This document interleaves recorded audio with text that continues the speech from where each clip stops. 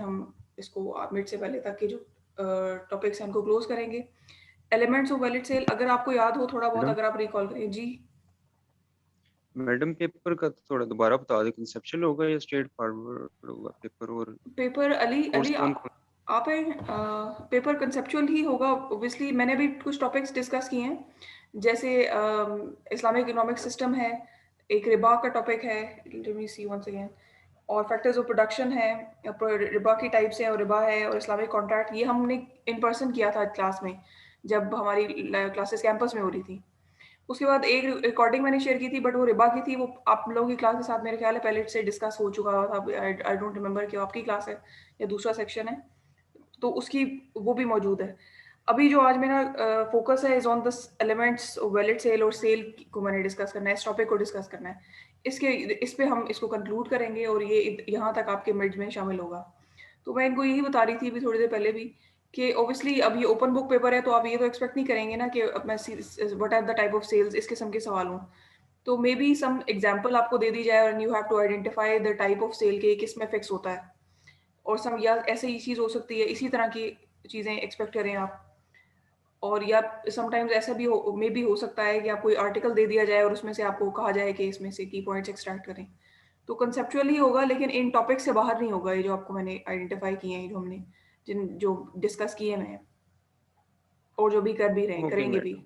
ठीक है? तो ये है इसका जो कंटेंट है वो तो एलएमएस में मौजूद है, मैंने भी यही बताया थोड़ी देर पहले भी।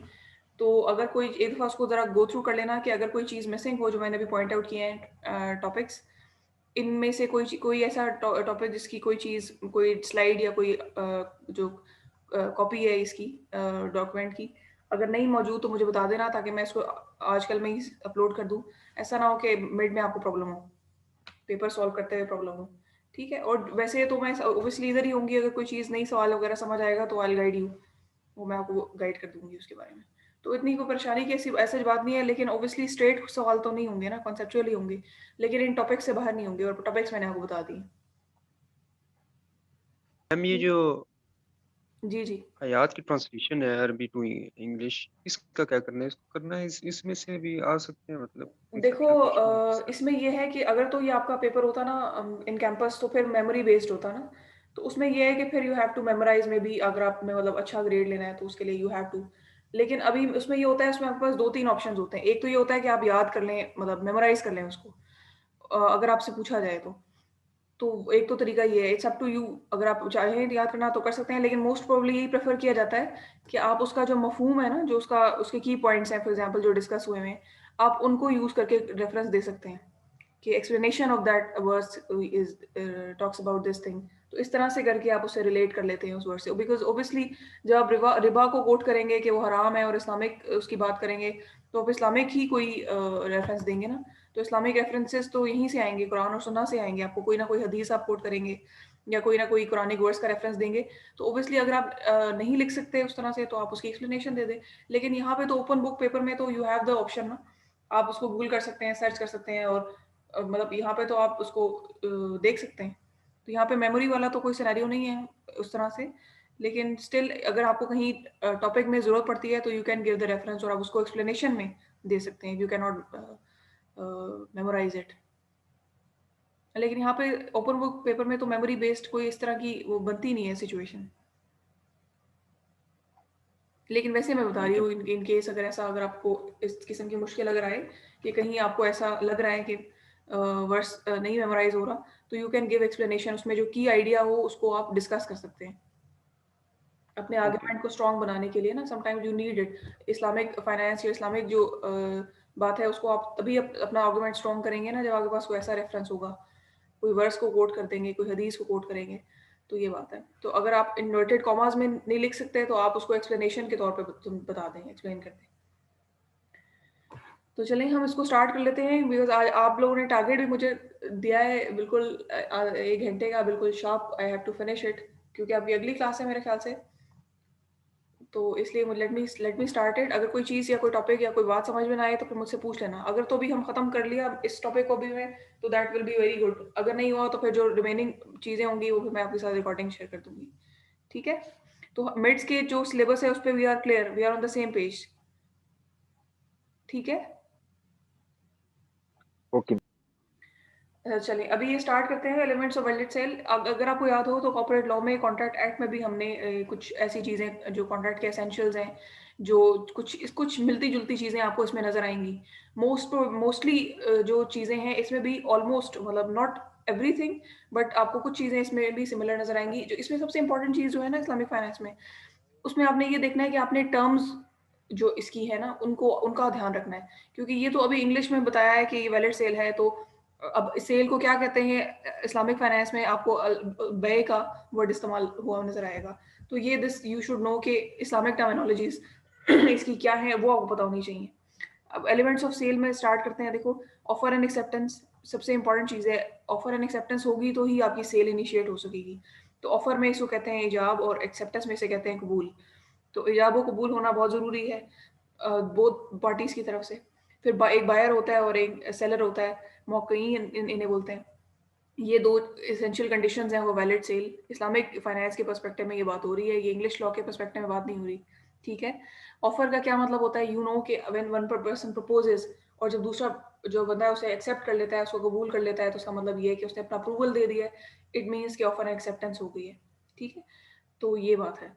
फिर इसमें एक वो भी सिनेरियो एक्सप्रेस एंड इम्प्लाइड का भी आता है, उसको भी आगे डिस्कस करते हैं। फॉर एग्ज़ाम्पल जैसे देखिए यहाँ पे कॉली है, ओरल आपने वर्बली कह दिया, मतलब बाय सेइंग आपने वर्ड्स का इस्तेमाल करते हुए अगर आपने ऑफर एंड एक्सेप्टेंस हुई है, तो that is also acceptable.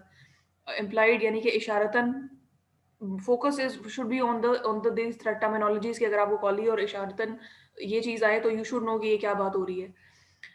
Employed जैसे कि आप बाय इंडिकेटिंग कोई आप ऐसे जेस्चर दे देते हैं जिसकी वजह से ये एक्सेप्टेंस हो जाती है, तो ये इसमें आता है। नॉर्मली ये जो चीज़ आपको मिलती है सुपरमार्केट्स में, फॉर एग्जांपल अगर आपने कुछ चीज़ें खरीदी हैं and then you are going to the counter, तो ये अल्टीमेट सी बात है कि आपने खरीदी है एंड देन आप उसको उसकी पेमेंट करेंगे। तो इजाब और कबूल की जो इम्प्लाइड सिनेरियो है वो इसमें आता है। उसके बाद बायर एंड सेलर 2 कंडीशंस मैंने बताई थी। पहला मैंने आपको बताया था इजाब व कबूल, और दूसरी जो कंडीशन मैंने आपको बताई है दैट इज़ मुत्तक़ीन buyer and seller. Buyer and seller में हमने अगर इसको देखें तो इसमें 2 कंडीशंस फर्दर हैं, जिसमें एक चीज़ ये है कि सेन होना चाहिए। मतलब ये है इसका कि ये मेंटली कैपेबल होना चाहिए, वो क्रेज़ी ना हो, वो लुनैटिक ना हो, मेंटली साउंड होना चाहिए, ठीक है? Eight the time of the contract. Maturity से मुराद है कि वो एडल्ट होना चाहिए, और जैसे हमने ये कंडीशंस डिस्कस की थी 18 एंड 24, वो तो इंग्लिश लॉ की थी, लेकिन यहाँ पे जो है वो 14 है जो एज है। In case of minor he must understand the nature of the transaction. ये सिनेरियो उसमें ये था कि इंग्लिश लॉ में ये होता है कि माइनर टोटली प्रोहिबिटेड होता है, कि वो कर ही नहीं सकता। आपको आपको याद हो शायद कि माइनर का हमने वो लॉ भी एक पढ़ा था और माइनॉरिटी में पूरा एक टॉपिक डिस्कस किया था। लेकिन यहाँ पे ये है कि यहाँ माइनर जो है अगर वो ट्रांज़ैक्शन कर रहा है तो he must understand the nature of the transaction. तो इस्लामिक लॉ में ये आपको डिफरेंट चीज़ नज़र आती है। कंडीशंस ऑफ द कॉन्ट्रैक्ट में देखते हैं। देखो, सबसे पहले शराइत अक़्द क्या है? शराइत अक़्द अक़्द यानी कि कॉन्ट्रैक्ट, शराइत यानी कि कंडीशंस। शराइत अक़्द क्या है कि नॉन कंटिंजेंट नहीं होनी चाहिए, कंटिंजेंट नहीं होनी चाहिए। नॉन कंटिंजेंट का मतलब ये होता है कि किसी कंडीशन पे बेस ना कर रही हो, कि अगर लेट्स सपोज़ आप मेरे मुझे नौकरी पे रखेंगी तो मैं आपसे ये ट्रांज़ैक्शन करूँगी, ऐसी कोई चीज़ ना हो। फिर the delivery of sold commodity to the buyer must be certain. आपको पता हो कि कौन, फॉर एग्जांपल अगर गाड़ी सेल कर रहे हैं तो आपको पता हो कि कौन सी गाड़ी की बात हो रही है। अगर कि 2 में से एक मोटरसाइकिल अगर आपने सेल करना है तो यू शुड स्पेसिफाई कि which item you are going to sell. और ये किसी कंटीजेंसी पे या किसी चांस पे, फॉर एग्जांपल जैसे अगर मैं ट्रांज़ैक्शन करूँ किसी कल्टीवेशन की, तो अगर ऐसी कल्टीवेशन जो अभी प्रोड्यूस ही नहीं हुई उसको आई कैन नॉट ट्रांज़ैक्ट, ठीक है? The sale must be unconditional, non contingent किसी इवेंट पे बेस्ड नहीं होनी चाहिए, और अनकंडीशनल कोई ऐसी अननेसेसरी कंडीशन नहीं होनी चाहिए उसमें। The conditions which do not go against the contract are valid. कोई ऐसी कंडीशन जो कि कॉन्ट्रैक्ट के अगेंस्ट ना जाती हो। फॉर एग्जांपल अगर आपने कॉन्ट्रैक्ट किया है किसी एक आइटम का और उसमें को आप ऐसी कोई कंडीशन लगा देते हैं जो कि पॉसिबल नहीं है मे बी, तो दैट इज़ नॉट वैलिड। यानी कि बेसिक सारी बातें जो ये भी अभी तक मैंने की, कोई कंटिंजेंट नहीं होना चाहिए, कंडीशनल कोई ऐसी कंडीशन ना आप लगाएँ, तो ये सारी की सारी चीज़ें इसी में कवर करती हैं। लेकिन अगर कोई ऐसी रीज़नेबल कंडीशन है जो मार्केट प्रैक्टिस में है, मार्केट प्रैक्टिस में मेरी ऐसे क्या मुराद है, फॉर एग्जांपल जैसे देखो नॉर्मली वारंटी का केस होता है कि कुछ जो आपको कंपनीज़ हैं वो वारंटी देती हैं। ये मार्केट प्रैक्टिस है ना, लेकिन समटाइम्स आपको 5-5 साल की वारंटी दे देते हैं। ये अनरीज़नेबल सा लगता है कि के सिनेरियो के आपको 5 साल की वारंटी दे दी है कि 5 साल बाद भी आप जाएँ, तो आप क्लेम कर सकते हैं। लेकिन चूँकि ये चीज़ मार्केट प्रैक्टिस में है, तो इसका मतलब है कि दैट सेल इज़ वैलिड। तो ये भी चीज़ है, ये भी एक पॉइंट है यहाँ पर डिस्कस करने का शराइत अक़्द में इन द इस्लामिक फाइनेंस। थोड़ी-सी चीज़ें इसमें जो फ़र्क है वो हमने उनको हाइलाइट करना है, उनको देखना है, अंडरस्टैंड करना है, ताकि we make a difference between the English law and the Islamic law. अब नेक्स्ट इसमें देखें, sale must be immediate. Immediate का मतलब ये है कि आपने इसको फ्यूचर डेट पे नहीं डाल सकते। मतलब ये है कि आप ये नहीं कह सकते कि अच्छा ये ट्रांज़ैक्शन जो अभी हम डिज़ाइन कर रहे हैं जिसमें मतलब इजाब व कबूल की जो बात हो रही है वो आपने एग्ज़ीक्यूशन उसकी आप फ्यूचर में करें, ऐसा नहीं होता।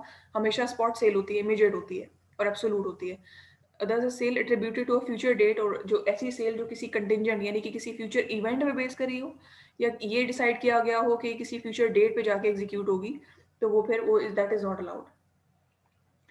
If the parties wish to affect the valid sale they will have to affect it afresh. मतलब अगर लेट्स सपोज वो चाहते हैं ना कि ये जो ट्रांजैक्शन अभी मैं अगर एक कोई लेट्स सपोज गाड़ी बेचना चाह रही हूँ, तो मैं ये फ्यूचर में हम करेंगे, तो फ्यूचर में फॉर एग्जांपल अगर 10 तारीख को मैं ये कहती हूँ कि मैंने ये आपको मैं बेचूंगी, तो बजाय इसके कि मैं आज ये ट्रांजैक्शन करूँ कि 10 तारीख को मैंने ये सेल प्रोडक्ट आपको सेल करनी है, मैं 10 तारीख को ही ये ट्रांजैक्शन डिज़ाइन करूँ। This is what it is saying in the second point, कि अगर आप चाहते हैं कि आप फ्यूचर में कोई ट्रांजैक्शन एग्जीक्यूट करना चाहते हैं, तो फ्यूचर की डेट पे ही करें।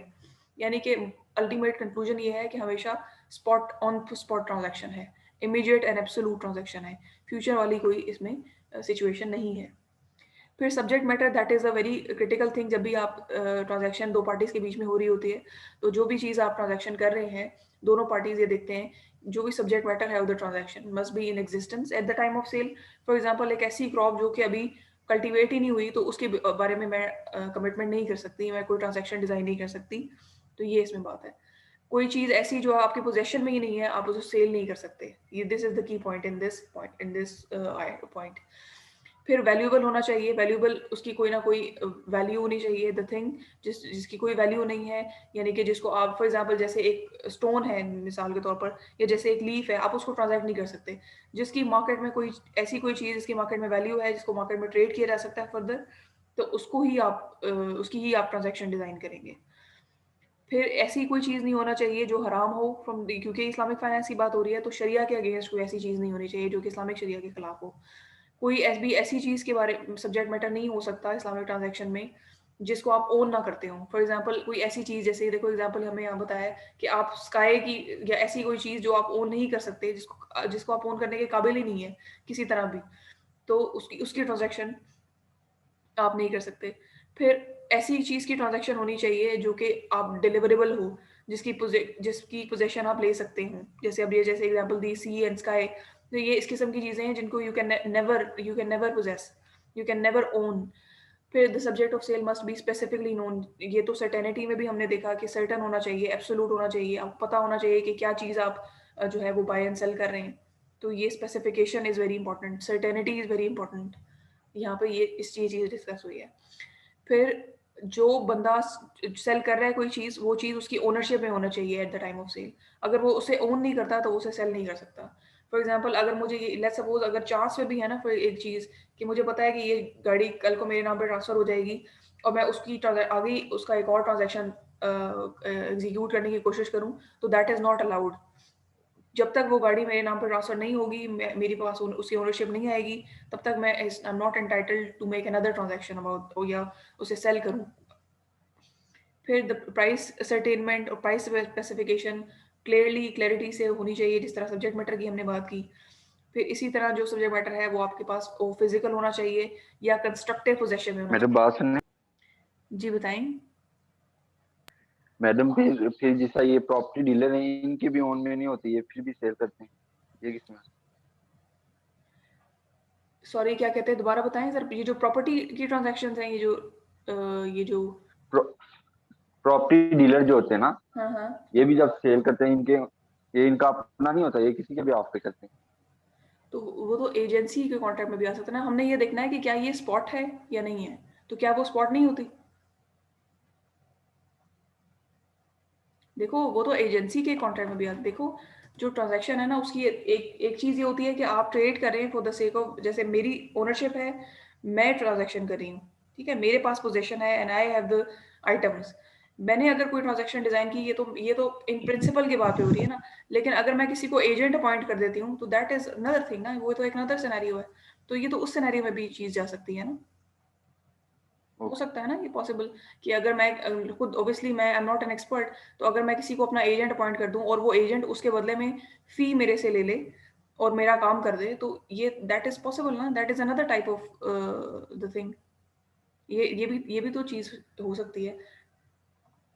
और ये हमने डिस्कस भी किया है शायद, ये एजेंसी कॉन्ट्रैक्ट भी होता है और एजेंसी में वो अपनी फीस वसूल कर लेते हैं, कमीशन जो है वो अपना ले लेते हैं और उसके मुताबिक वो आपको ट्रांजेक्शन में हेल्प आउट कर देते हैं। तो that is another another thing.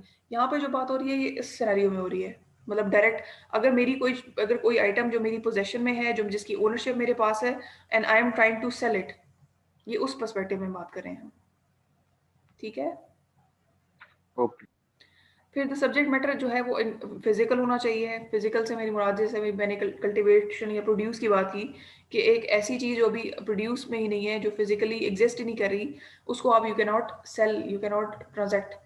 Constructive possession को भी मैं मजीद आगे चल के एक्सप्लेन करती हूँ कि ये क्या है, कि कंस्ट्रक्टिव पोजेशन किसे कहते हैं। इसकी एक अच्छी बहुत ज़बरदस्त किस्म की एग्जांपल है, वो मैं आपके साथ शेयर करती हूँ।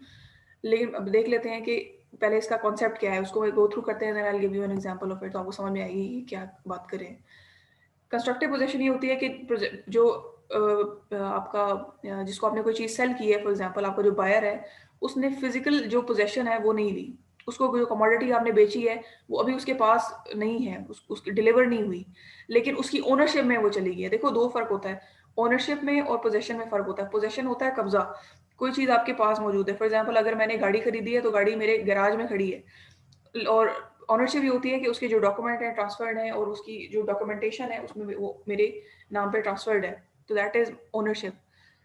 अब यहाँ पर जो बात हो रही है, इसमें ये बात हो रही है कंस्ट्रक्टिव पोजेशन में, कि ओनरशिप ट्रांसफर हो गई है लेकिन जो पोजेशन है वो अभी आपके बायर के पास नहीं पहुंची। लेकिन बायर के पास सारे राइट्स हैं और लाइबिलिटी उसकी उसकी हैं, मतलब सारी चीज़ें, जिम्मेदारी जो है ना उस गाड़ी से रिलेटेड, कि अगर वो चोरी हो जाए या अगर वो उस फॉर एग्जांपल अगर वो यूज़ करना चाहे तो ही कैन, ये उसको अलाउड है, मतलब ये उसके पास ये राइट है इस चीज़ का।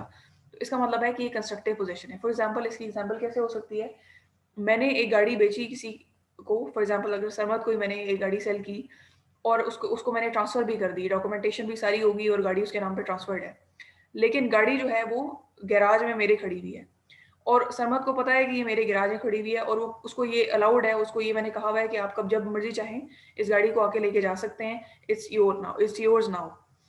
मैंने उस पर कोई बाइंडिंग नहीं लगाई हुई। अब उसको भी पता है कि he can take it any time. तो अगर लेट्स सपोज इस सिनेरियो में ये सारी जो चीज़ें हैं, ये म्यूचुअल अंडरस्टैंडिंग की बेसिस पे जो हो रही हैं, इसमें अनफॉर्चुनेटली अगर ऐसा होता है कि गाड़ी चोरी हो जाती है या कोई मसला ऐसा हो जाता है, तो मैं रिस्पॉन्सिबल नहीं हूँ, Sarmad will be responsible because he was allowed to take that car from the garage. वो उसको भी पता था, वो उसकी पोजेशन ले सकता था लेकिन उसने नहीं ली, ओनरशिप उसके नाम पे ट्रांसफर थी। इसको बोलते हैं कंस्ट्रक्टिव पोजेशन, ठीक है। तो ये इसमें सारी स्टोरी है और यही यहाँ पे मैंने मेंशन भी की हुई है, इसको बोलते हैं कंस्ट्रक्टिव पोजेशन। तो यहाँ तो कोई प्रॉब्लम या कोई चीज़ जो कि अभी मैंने बताई हो और आपको समझ में ना आई हो तो मुझे बताएं, अदरवाइज फिर हम अगला जो एक टॉपिक मैंने डिस्कस करना है उसको स्टार्ट करें। कोई ऐसा पॉइंट जो एज क्लियर ना हुआ हो उसको हम दोबारा देख लेते हैं, अदरवाइज फिर when we will move into the next topic, ठीक है। Yes ma'am, please. समझ में आ रहा है जो हम डिस्कस करने की कोशिश करें? Yes ma'am. अच्छा ठीक है, यस मैम, समझ आ रहा है। ये कुछ ऐसे टॉपिक्स हैं जो कि मतलब जैसे फॉर एग्जांपल अभी सेल की जब हमने बात की तो हमने कुछ चीज़ें, जैसे माइनॉरिटी की मैंने बात बताई आपको, जैसे आपको मैंने ये बताया कि कोई भी ऐसी चीज़ नहीं होनी चाहिए जो इस्लामिक इंजंक्शंस के, इस्लामिक शरिया के खिलाफ हो। ये जो कुछ पॉइंट्स इसमें डिफरेंट हैं, तो वो आपके नॉलेज में होने चाहिए। As a student of Islamic banking you should know about this thing. देखिए आपने कॉन्ट्रैक्ट एक्ट पढ़ा इस्लाम, ये जो कॉर्पोरेट लॉ में, तो आपको you should know the difference between the Islamic and the English law जो चल रहा है। मजे की बात यह है कि जब इस्लामिक सिस्टम में क्या होता है कि जिन लोगों को बेनिफिट हो रहा होता है इंग्लिश लॉ में, वो केस दायर कर देते हैं इंग्लिश लॉ में, जिन लोगों को लगता है कि हमारा फ़ायदा हो रहा है होगा शरिया से, वो शरिया में चले जाते हैं। तो ये ड्युअलिटी है हमारे मुल्क में अनफॉर्चुनेटली, लेकिन क्या कह सकते हैं, बहुत सारे लोगों को इससे बेनिफिट हो जाता है। अच्छा, अब मैं let me open the white board, इसमें मैं स्टार्ट करती हूँ बिकॉज अगले टॉपिक की मैंने स्लाइड्स नहीं बनाई नहीं। अच्छा, अब ये जो मैंने टॉपिक डिस्कस करना है इसमें है जनाब, ये सेल्स का से ही रिलेटेड टॉपिक है, लेकिन इसमें डिफरेंट किस्म की टाइप्स को मैंने डिस्कस करना है, ठीक है। तो वन बाय वन मैं इस टॉपिक लिखती हूँ और मैं आपको एक्सप्लेन करती हूँ कि क्या ये टाइप है और क्या बता रही है बेसिकली, और इसकी क्या प्रोबेबल एग्जांपल क्या हो सकती है। तो फिर आपको जो अगर समझ में नहीं आया तो आपको मुझे बताना है, ठीक है। सबसे पहले देखते हैं कि बै मैंने बताया आपको कि सेल को बोलते हैं, ठीक है। बै सही,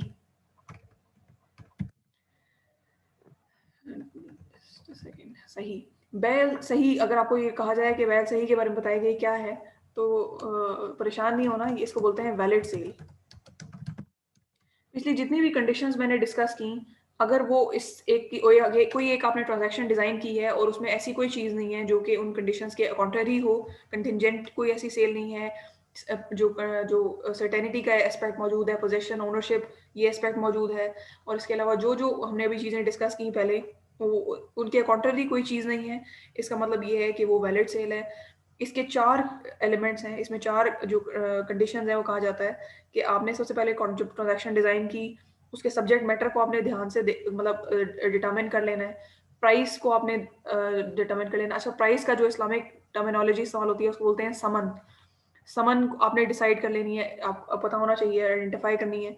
पोजेशन और डिलीवरी, या उसको इस्लामिक टर्मिनोलॉजी उसकी कब्जा है, वो आपने उसको डिटरमिन कर लेना है। तो अगर सब्जेक्ट मैटर यानी कि माबी ये बोलते हैं इसको, ये आप इन चीज़ों को ध्यान से रखना, इन चीज़ों को अच्छी तरह अंडरस्टैंड करके आप फेमिलियरिटी होनी चाहिए। अक़्द, माबे, समन, कब्ज़ा, ये चीज़ें अगर मौजूद हैं किसी सेल ट्रांजैक्शन में, तो इसका मतलब है कि वो सही है, बै सही है। उसके बाद जो है दूसरी इसकी टाइप है बै बातिल। अब ये बातिल कौन सी बै होगी या कौन सी सेल ऐसी होगी जो कि नॉन वैलिड होगी? ऑब्वियसली वही सेल जिसमें ये जो आपके साथ 4 अभी मैंने कंडीशंस डिस्कस की, इनमें से कोई एक भी अगर मौजूद नहीं है, तो इसका मतलब है कि ये बै बातिल है, ठीक है। उसके बाद एक और टर्म है इसमें, बै फासिद। अब बै फासिद कौन सी बै होगी? ये वो ऐसी सेल ट्रांजैक्शन है जिसमें कोई ना कोई डिफेक्ट है। अगर लेट्स सपोज आपने कोई ट्रांजैक्शन की, या कोई आइटम मैंने ऐसे आपके साथ ट्रांजैक्ट किया, या गाड़ी की ट्रांजैक्शन ही अगर हम लें, तो उसमें कोई अगर डिफेक्ट है, या जो कंडीशंस मैंने स्पेसिफाई की थी वो कंडीशंस मीट नहीं करती, या जो स्पेसिफिकेशन बताई गई थी, कम्युनिकेट की गई थी, उनमें कुछ कमी पेशी है, या ये जो 4 कंडीशंस हैं, जैसे अक़्द की है, ये माबे की है, समन की है, कब्ज़ा, ये जो 4 कंडीशंस हैं जो क्रिटिकल हैं, इसमें से किसी एक में भी कोई कमी पेशी है जो कि पहले कम्युनिकेट की गई थी, तो इसका मतलब है कि ये बै फासिद है और ये वॉइड हो जाती है। यहाँ पर वॉइडेबल का कॉन्सेप्ट उस तरह से नहीं है, ठीक है। तो ये इसमें बात है। इसके बाद एक और टाइप है इसकी, वो उसको बोलते हैं बै मकरू। ये जो बै मकरू है, इसका मतलब है कि ये वैलिड है but this is not liked, disliked है ये। Valid but disliked.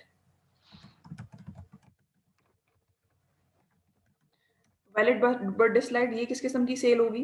For example जैसे ये नॉर्मली जो जुम्मे के दिन अगर नमाज के टाइम पे या जुम्मे के टाइम पे अगर आप सेल कर रहे हैं, तो उसको बोलते हैं कि बै मकरू है। ये इसकी बेसिक एग्जांपल है कि इस किस्म की, अगर आप फॉर एग्जांपल अगर आपने उस सामान में से जिसकी आपने ज़ख़ीरा अंदोज़ी की हुई है, फॉर एग्जांपल आपने होर्डिंग की हुई है और उस होर्डिंग के सामान को आप सेल कर रहे हैं, तो इसका मतलब है कि ये बै मकरू है। क्योंकि हम इस्लामिक फाइनेंस पढ़े हैं, तो keep in mind about the Islamic teachings and Islamic sharia and all the school of thoughts. तो ये उस हिसाब से हम चीज़ें डिस्कस करें। बै सही कौन सी है according to the Islamic point of view, बै बातिल क्या है, बै फासिद किसे कहते हैं, बै मकरू क्या है। तो ऐसी ऐसी सेल ट्रांजैक्शन जो कि वैलिड तो है, कर सकते हैं आप, लेकिन दैट इज डिसलाइक्ड, कि आप उस टाइम पे ना करें, या उस सिचुएशन उन कंडीशंस को से में रहते हुए ना करें। तो ये इसमें बात है। अब कुछ फर्दर टाइप्स ऑफ सेल हैं। यहाँ तक ये क्लियर है तो बताओ आगे चलें। ये क्लियर रखना है, क्लैरिटी, इसमें कोई कंफ्यूजन नहीं होनी चाहिए। और ये जो हमने एलिमेंट्स डिस्कस किए हैं अरेबिक और इसकी जो इस्लामिक टर्मिनोलॉजी है वो आपको पता होना चाहिए। ये जो इंग्लिश में लिखे हैं वो तो देख के ही समझ में आ जाती है, कंफ्यूजन तब होती है जब ये इस्लामिक टर्मिनोलॉजीज आ जाती हैं और इनकी प्रोनाउंसिएशन के इसको कैसे बोलना है और ये मतलब किस तरह से इनको प्रोनाउंस करना है। You should know it very well because you are studying the subject. तो ये आपको जो सवाल आएंगे वो ये नहीं आएंगे कि वैलिड सेल या सेल्स की टाइप्स बताएंगे इन इस्लामिक लॉ, आपको इसी तरह आएंगे, अरेबिक टर्म्स में आएंगे, एंड यू शुड नो कि व्हाट आर दीज। ठीक है, तो ये यहाँ तक कोई प्रॉब्लम या कोई चीज़ ऐसी जो समझ में ना आई हो तो बताएं ताकि फिर आगे मूव करें।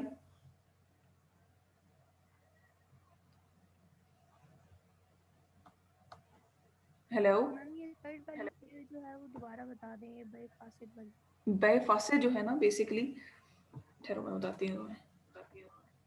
ये ऐसी सेल है जो कि वॉइड हो जाती है due to any defect. For example आपने एक सेल ट्रांजैक्शन डिसाइड की, लेकिन वो जो सेल ट्रांजैक्शन आपने डिज़ाइन की और वो एग्जीक्यूट जब हुई तो उसमें due to any defect may be, या कोई डिफेक्ट कैसे आएगा। फॉर एग्जांपल जैसे मैंने आपको 4 कंडीशंस बताई कि एक वैलिड सेल में ये 4 कंडीशन सारी की सारी जो हमने डिस्कस पीछे की हैं वो ठीक होनी चाहिए। फॉर एग्जांपल सबसे पहले आपने एक कॉन्ट्रैक्ट यानी कि एक अक्ट डिवाइस करना है, अपने सब्जेक्ट मैटर जो है उसका उसको असरटेन करना है, वो ठीक होना चाहिए according to the Islamic injunctions होना चाहिए। जो उसकी समन है, प्राइस है जो उसकी, वो आपने असरटेन करनी है, और पोजेशन और डिलीवरी और जो ओनरशिप है उसको आपने देखना है। ये 4 कंडीशंस है ना बेसिकली सही बाय के लिए।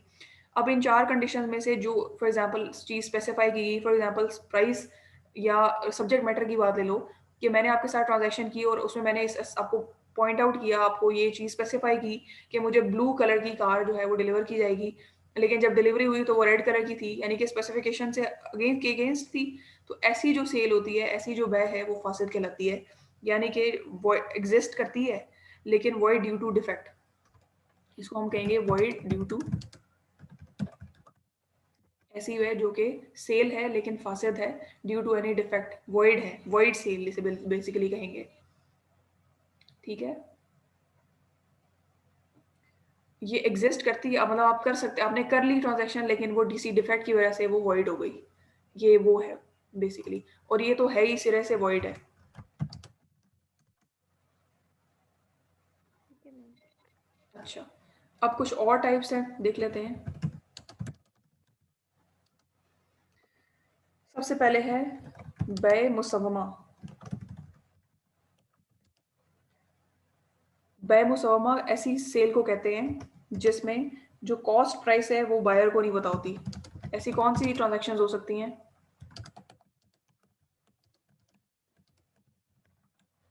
ये जैसे हम लोग कंज्यूमर्स हैं basically, we don't know the cost price of anything जो कि हम बाजार से जाके खरीदते हैं। उसकी कॉस्ट प्राइस में तो काफ़ी सारी चीज़ें ऐड अप हुई होती है ना, हमें उसकी एक्चुअल कॉस्ट प्राइस का नहीं पता होता। तो ऐसी ट्रांजैक्शन, ऐसी सेल आप कर रहे हैं, ऐसी बै आप में इन्वॉल्व हो रहे हैं जिसमें बायर को उसके कॉस्ट प्राइस का नहीं पता, इसको बोलते हैं बै मुसव्वमा। ठीक है, जैसे हम जैसे कंज्यूमर्स हैं, we don't know the actual cost price of any product. फिर कुछ ऐसी भी होती हैं जिनमें पता भी होता है लोगों को, वो भी देखते हैं आगे चल के कि वो कौन सी सेल होती है। फिर एक होती है बै मुराबहा। बै जो मुराबहा होती है, इसमें जो कॉस्ट है प्लस प्रॉफिट वो बायर को पता होता है। ये कैसी होती है ट्रांजैक्शन? ये फॉर एग्जांपल ये होलसेलर की हो सकती है, ये ट्रांजैक्शन, ये जो ट्रेडिंग कर रहे होते हैं, जो रिटेलर्स होते हैं, उस लेवल पे जो लोग होते हैं, दे नो कि how much is the cost and how much is the profit we are going to add in that. वो सारी जो कैलकुलेशन होती है कि इसमें ट्रांसपोर्टेशन कितनी होगी, इसमें जीएसटी कितना होगा, ये सारी चीज़ें ऐड करके उसके ऊपर जो प्रॉफिट अमाउंट है वो दे नो अबाउट इट। तो इसको बोलते हैं बै मुराबहा। फिर बै मुक़य्यदा नेक्स्ट है।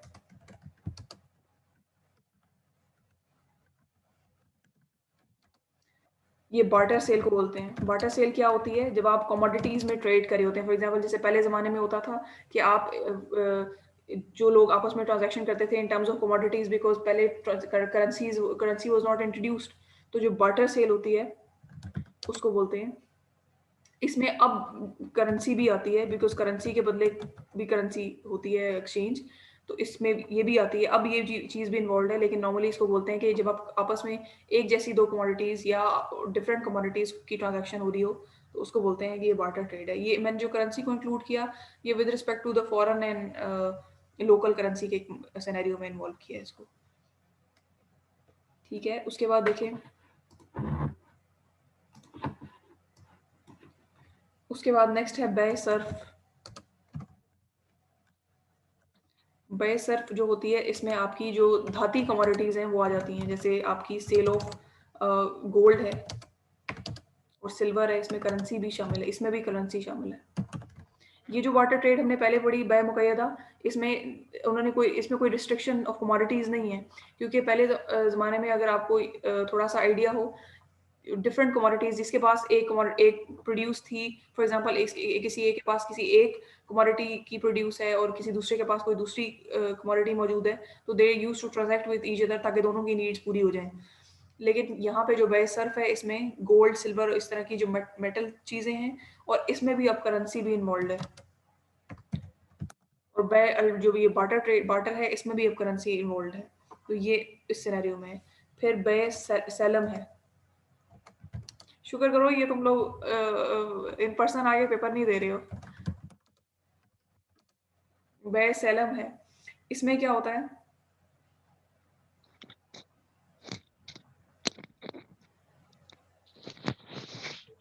फुल पेमेंट इन एडवांस होती है।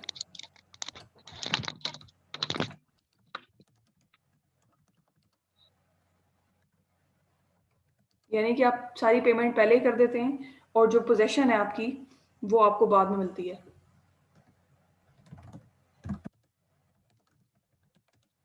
डिलीवरी इन फ्यूचर, ठीक है, डिलीवरी जो है वो आपको फ्यूचर में मिलती है। ये बेय सेलम है। अच्छा, उसके बाद है बेय इस्तिस्ना।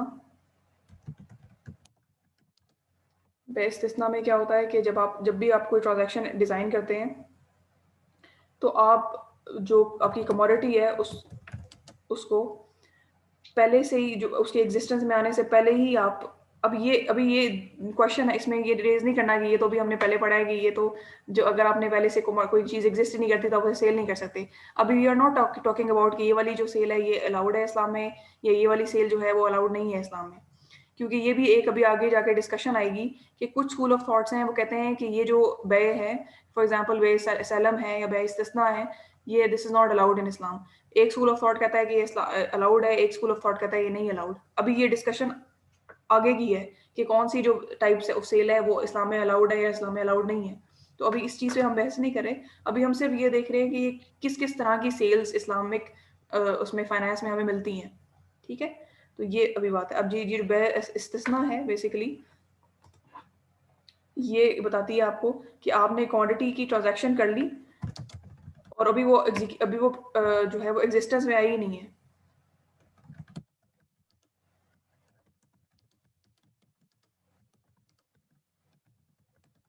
ठीक है, बेय इस्तिस्ना की बात है। फिर इसमें आप ये कह सकते हैं फॉर एग्जांपल ये जो कोई ऐसी प्रोडक्ट जो भी मैन्युफैक्चर ही नहीं हुई और आपने उसकी पहले बुकिंग कर ली या कुछ मतलब ट्रांजैक्शन डिज़ाइन कर ली।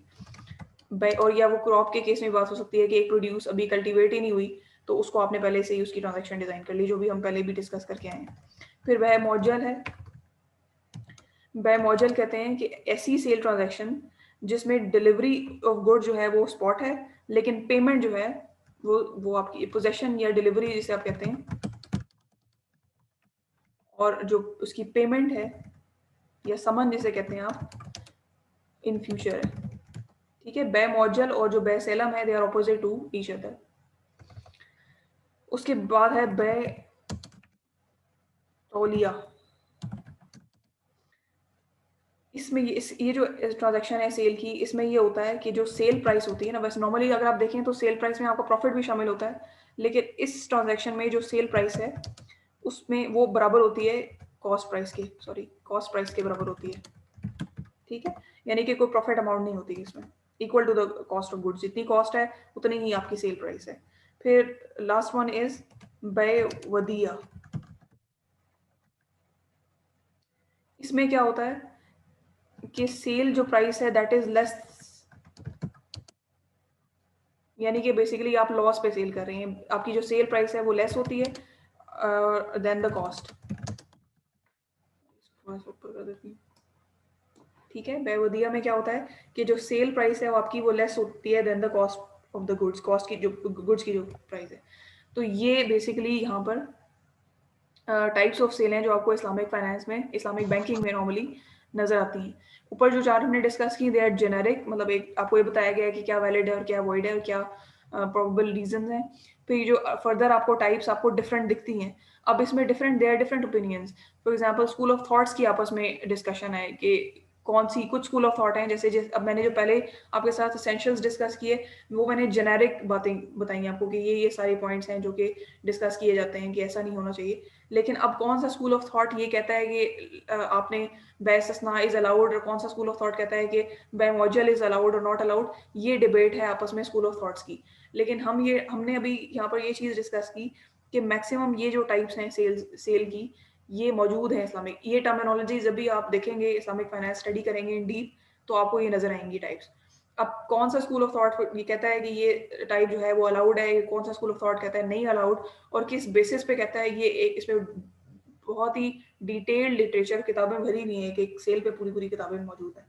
तो हमें इस वक्त जानना है इस सब्जेक्ट को एज अ इंट्रोडक्टरी सब्जेक्ट जो हम पढ़ रहे हैं उसमें वी शुड नो कि what are the things, basically concept क्या है। तो अगर आपको ये पता है कि ये जो सैलम है या जो सर्फ है या ये जो मुसव्वमा है इसका बेसिक क्रक्स क्या है, की पॉइंट क्या है, तो आपको बाकी सारी स्टोरी भी इसकी समझ में आ जाएगी। तो ये यहाँ पे तो ये चीज़ है। अब दो बातें मैंने और करनी है, ज़्यादा मैं ओवरडोज नहीं करना चाहती, सिर्फ दो चीज़ें और डिस्कस करनी है, then I will close it, फिर आपकी बात सुनूंगी, वो देख लेते हैं। Just a second.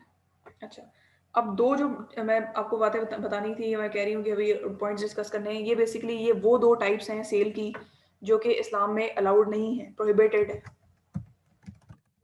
यानी कि इनका तो बिल्कुल कोई लेकिन स्टिल ये जो प्रोहिबिटेड हैं इनमें से भी कुछ एक आध जो सेल है ना वो कुछ कंडीशंस के साथ, कुछ अभी मैं आपको बताऊंगी कि कंट्रीज में, इस्लामिक कंट्रीज में दे आर अलाउड। क्योंकि जब इज्तिहाद करते हैं, आपको याद होगा कि हमने कुछ स्टार्ट की क्लास में मैंने डिस्कस की थी इज्तिहाद, क्यास और इस किस्म की कुछ टर्मिनोलॉजीज डिस्कस की थी। तो जब with the passage of time और टेम्परेरी टाइम्स में लोग इज्तिहाद को भी इस तरह से यूज़ करते हैं, उनको अकोमोडेट करने के लिए अपनी जो ट्रांजेक्शंस हैं उनको बेस बनाते हैं, तो देयर आर डिफरेंट ओपिनियंस। फिर अब आप किसी को ये नहीं कह सकते कि वो सही है या वो गलत है, बिकॉज हर एक ने जो अपनी आर्ग्यूमेंट किया हुआ है उसकी बेसिस पे ही उसने ये चीज़ डिसाइड की हुई है। खैर, प्रोहिबिटेड सेल देखते हैं कि कौन सी दो टाइप्स हैं। सबसे पहली जो इसमें टाइप है उसे कहते हैं शॉर्ट सेलिंग। इसकी वो टर्मिनोलॉजी अरबिक नहीं है। Short selling is short selling, ये नॉर्मल जो इंग्लिश लॉ है उसमें भी आपको ऐसे ही मिलेगा और इसमें भी इस्लामिक लॉ जो फाइनेंस है इसमें भी ऐसे ही मिलेगा। शॉर्ट सेलिंग इसमें ये होता है कि आपने एक सब्जेक्ट मैटर, एक कोई भी ऐसी आइटम या प्रोडक्ट या कमोडिटी आपने सेल की जो जिसकी पोजीशन आपके पास थी ही नहीं, शॉर्ट सेलिंग इसको बोलते हैं। फॉर एग्जाम्पल इसके बारे में एक हदीस भी है जो कोट की गई है, जो कि आप मतलब वो उसको मतलब लिंक किया गया है इसके साथ कि ऐसी चीज़ अगर आप परचेज कर रहे हैं जो जिसके आप अभी तक उसको आप ओन नहीं करते, जो अभी पोजेशन में नहीं है अभी तक, तो उसको आप जो है वो सेल नहीं कर सकते। तो ये चीज़ अप्लाई होती है जो करेंसी मार्केट में या जो आपकी स्टॉक मार्केट में जो शॉर्ट सेलिंग की अलाउड है, जो ट्रांजेक्शन हो रही होती है उस पर भी चीज़ एप्लीकेबल है कि that is also not allowed. फिर दूसरी जो ट्रांजैक्शन है, एक इसमें मजीद एक कॉन्सेप्ट है बै अल दैन। ये दैन है, ठीक है। दैन का मतलब होता है डेट, यानी कि बेसिकली ये बात हो रही है सेल ऑफ डेट की। अब सवाल ये पैदा होता है कि why should one go for the sale of debt. Sale of debt होता क्या है? सेल ऑफ डेट से मुरादी मतलब ये इसका कॉन्सेप्ट बेसिकली ये है कि मैंने एक जो है वो लेट्स सपोज मैंने एक लोन दिया है किसी को, ठीक है। अब वो ये नॉर्मली बैंक्स में हो रहा होता है या ये बड़ी ऑर्गेनाइजेशन में ये चीज़ हो रही होती है, ऐसे रेगुलर इंडिविजुअल लेवल पे ये नज़र नहीं आती। लेट्स सपोज एग्जांपल बैंक से रिस्क को रिलेट करते हैं कि एक बैंक है जिसने एक लोन दिया और वो लोन जो है वो एनपीएल में चला गया, नॉन परफॉर्मिंग लोन बन गया।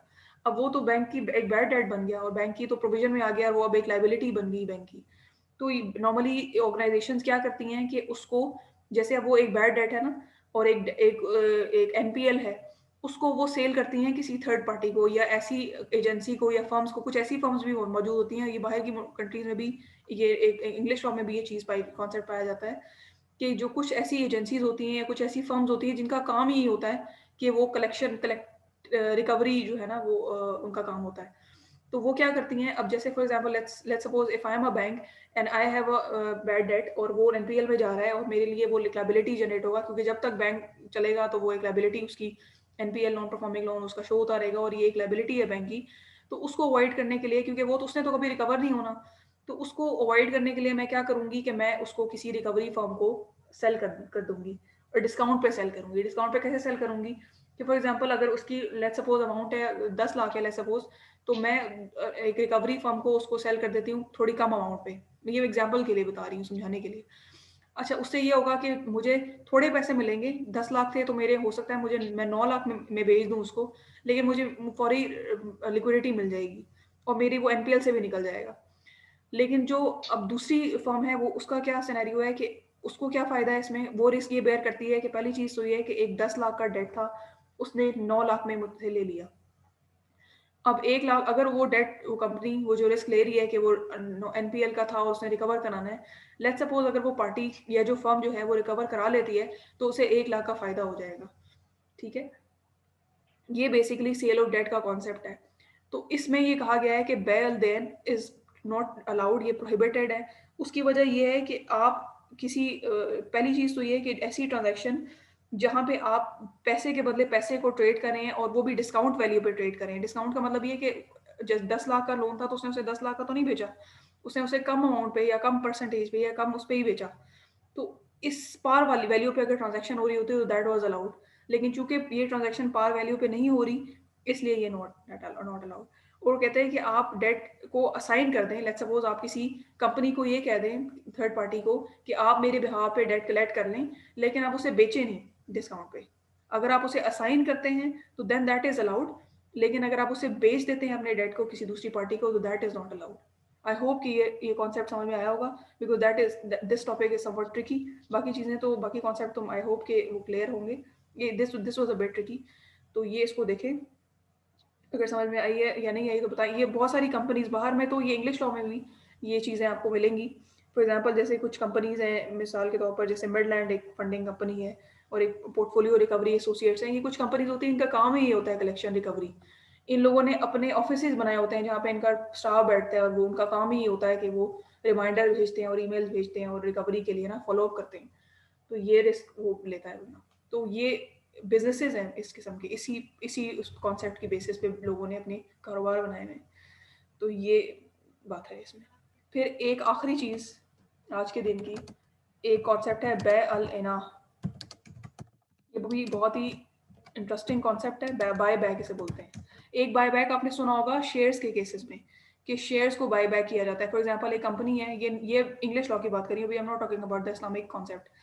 इंग्लिश लॉ में ये होता है या इंग्लिश उसमें सिनेरियो में जो कंपनी आपका एक्ट है उसमें ये चलता है कि फॉर एग्जांपल एक कंपनी ने शेयर्स दिए और अगर लेट्स सपोज कंपनी को प्रॉफिट हो गया है या कंपनी के बाद बहुत पैसे आ गए, डिविडेंड आ गया है, कुछ किसी तरह भी अगर कंपनी इज डूइंग गुड, तो समटाइम्स कंपनी क्या करती है कि वो अपने शेयर्स को बाय बैक करती है लोगों को प्रीमियम पे ना। एक 10 रुपए का शेयर था तो वो 12 रुपए दे के वो शेयर खरीद लेती है। इसको बोलते हैं buy back in the sense कि जो आजकल चलता है स्टॉक मार्केट में जो सिचुएशन है। लेकिन जो बया लेना का कॉन्सेप्ट इन इस्लामिक फाइनेंस है वो ये कहता है ये एक ऐसी सेल की ट्रांजैक्शन होती है। जैसे देखो लेट्स सपोज अगर इस्लाम में आपको पता है कि रिबा तो इज टोटली प्रोहिबिटेड ना।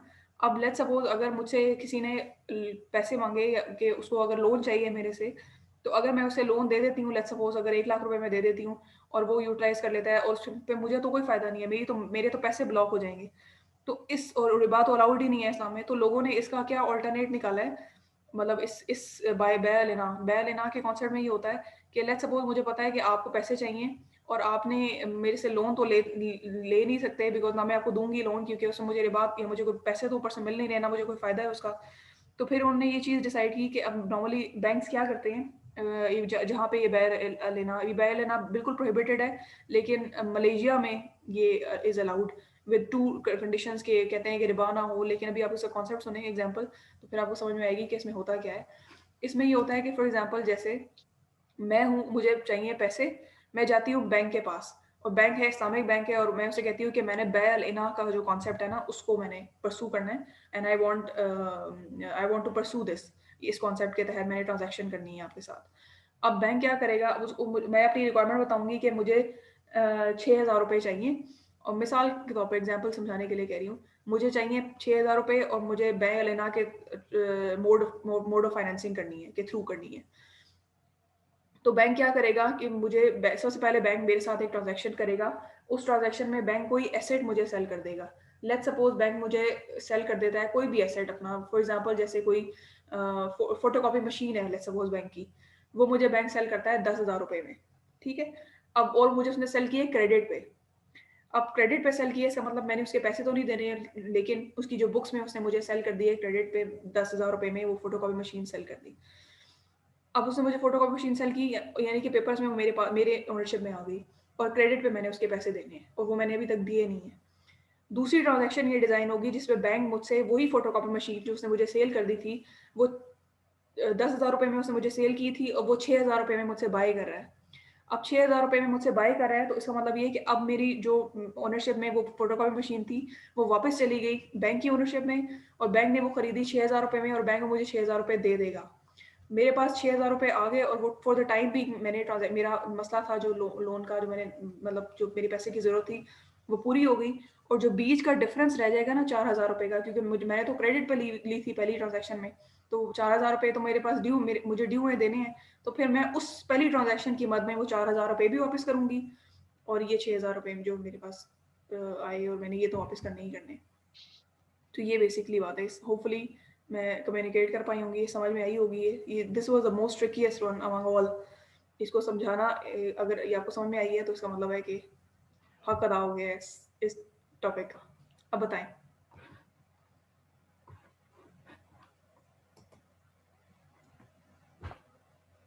ओसामा, माइक अनम्यूट करके बताओ। हैंड रेस किया है, माइक अनम्यूट करें तो फिर बताएं। जी जी मैम, आपने बताया ना कि उसने 10,000 की सेल कर दी उसको पहले, हाँ और उसके बाद 6,000 की दोबारा उससे ना वो परचेज कर ली। जी। अब अगर देखा जाए तो उसने 10,000 की जो सेल की है, तो अब उसने तो 4,000 सिर्फ इस कॉन्टेक्स्ट में देना है कि 6,000 तो उसमें एडजस्ट नहीं हो जाएंगे पहले वाली उसकी प्राइस में, तो फिर वो 6,000 कैसे देगा? इसकी मुझे समझ नहीं आई। देखो मेरी बात सुनो, फिर से मैं स्टार्ट करती हूँ, फिर से देखना। देखो पहली जो ट्रांजैक्शन उसने की वो उसने की क्रेडिट ट्रांजैक्शन। ये वाली जो ट्रांजैक्शन हो रही है ये कैश ट्रांजैक्शन हो रही है। फिर से ब्रेक करके देखते हैं। पहली ट्रांजैक्शन जैसे आप और मेरे बीच में ट्रांजैक्शन हो रही है। आपको चाहिए पैसे, आपको चाहिए 6,000 रुपए, ठीक है। तो मैं आपके साथ पहली जो मैंने ट्रांजैक्शन की ना, बेसिकली ये डमी ट्रांजैक्शन हुई ना। मैंने आपके साथ ट्रांजैक्शन की और मैंने आपको पेपर्स में मैंने आपको ओनरशिप ट्रांसफर की किसी भी एक आइटम की, ठीक है। और उसकी कीमत थी, मैंने आपको कहा कि ये 10,000 रुपए है इसकी और आपने मुझे फ्यूचर में देने हैं, ठीक है। अच्छा, अब फ्यूचर में आपने मुझे 10,000 रुपए देने हैं वापस। अब देंगे तो सही ना, ऑब्वियसली आप, वो ट्रांजैक्शन तो उधर ही इंटेक्ट है। यहाँ पे ये हुआ कि मैंने आपको 6,000 रुपए कैश में दे दिए और आपसे पेपर्स वाला जो एसेट था वो वापस परचेज कर लिया। 6,000 रुपए आपके पास, अभी ये दूसरी ट्रांजैक्शन में आपके पास 6,000 रुपए आ गए और आपने मुझे उसके बदले 4,000 रुपए देने हैं। लेकिन उस पीछे वाली ट्रांजैक्शन में भी तो आपके ऊपर 10,000 रुपए ड्यू है।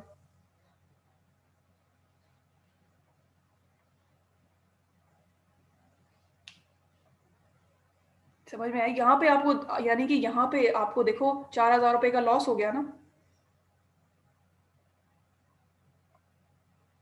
मैम लॉस तो हो गया, लेकिन फिर वो पिछले वाला 10,000 कहाँ पे एडजस्ट होगा? वो भी तो क्रेडिट पे लिया ही हुआ है। वो आप मुझे वापस करेंगे ना फिर ओसामा? घबराना नहीं है यस ओसामा, मैडम, घबराना नहीं है। देखो मैडम दोबारा समझ आ सोचो। गया, मैडम चलो, समझ आ गया, लेकिन ये तरीका सिर्फ डिफरेंट है, लेकिन वही है कि इंटरेस्ट ऊपर ले रहे हैं। हाँ सरमा, चलो जरा एक्सप्लेन करो इसे ओसामा को, आज ओसामा को समझाना है। को मैडम मैं इसको पर्सनली एक्सप्लेन कर दूंगा। ओसामा फिर अगर आप को समझ नहीं आई अभी भी, या दोबारा एक्सप्लेन करूँ मैं? नहीं मैम ठीक है, समझ आ गई है, बाकी इस पर थोड़ा हाँ सा और गौर व फिक्र करेंगे तो बेहतर समझ आ जाएगा। बात ये है कि बेसिकली है वही इंटरेस्ट ही है ये, लेकिन उसका उन्होंने तरीका ऐसा कोई निकाला है कि माशाल्लाह अकल जो है ना वो हैरत ज़्यादा हो जाती है कि ये क्या किया उन्होंने। बस मैम शैतानी काम है सारे ये। तो ये बात है। तो लेकिन ये स्टिल ये आपके जो अगर आप इसको गो थ्रू करें इसका लिटरेचर, तो ये एक कंट्री है पूरी मुस्लिम उसमें, मलेशिया, उसमें भी ये 2 कंडीशंस की बेसिस पे ये जो है वो अलाउड है। 2 कंडीशंस उसकी ये हैं कि इसमें रिबा का एलिमेंट ना हो, तो मे बी ऐसा हो सकता है कि उन्होंने कि वो वाकई कोई आइटम सेल करें, maybe I don't know कि what actually they do, but जो लिटरेचर है वो ये बताता है कि वहाँ पे ये अलाउड है, बाकी हर जगह ये प्रोहिबिटेड है, is not allowed, literally not allowed. इसको देखना दोबारा, इसको गो थ्रू करना। ये जो एग्जांपल है इसको ज़रा इस पे अगर आपको मेरी एग्जांपल से समझ में नहीं आया तो उसको मज़ीद थोड़ा सा इस पे सोचें, इसको और इसको गूगल करें, इस पे देखें एग्जांपल्स और। लेकिन जो बेसिक कोर कॉन्सेप्ट है ना वो यही है, जहाँ पे भी आप इसको देखेंगे इसी तरह की एग्जांपल्स ही मिलेंगी और यही चीज़ होगी। तो बेसिकली ये सारी की सारी ट्रांजैक्शंस हैं, सेल की टाइप्स हैं, इनको देखना, ये कॉन्सेप्ट्स आपके पास मौजूद होने चाहिए एंड यू शुड नो कि द डिफरेंस कि कौन सी ट्रांजैक्शन किस कैटेगरी में फॉल करी होती है। तो यहाँ पे आपका जो सेल का टॉपिक है ख़त्म होता है। इंशाल्लाह मिड्स के बाद विल ट्राई कि हम इसको रेगुलरली अपनी क्लासेस को करेंगे कंडक्ट, ताकि इस तरह डिस्कशन कर लें और कोई चीज़ समझ में नहीं आती है तो हम उस पर बात कर लें।